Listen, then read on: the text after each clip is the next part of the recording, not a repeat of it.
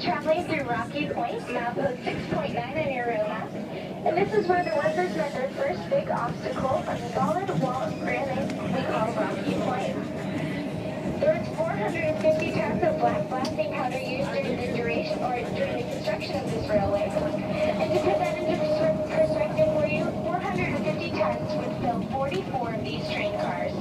And over half of that was used right here in this quarter-mile section. The blasting was so dangerous that they had to set up an on-site hospital just to deal with all the injuries.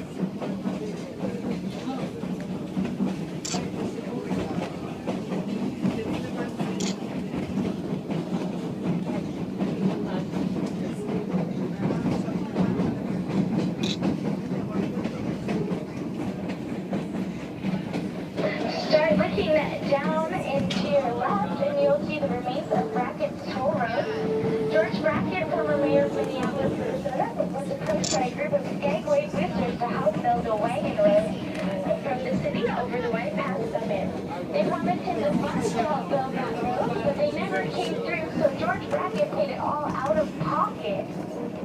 And by the end of the year, he only had 8 miles of road and he was completely broke.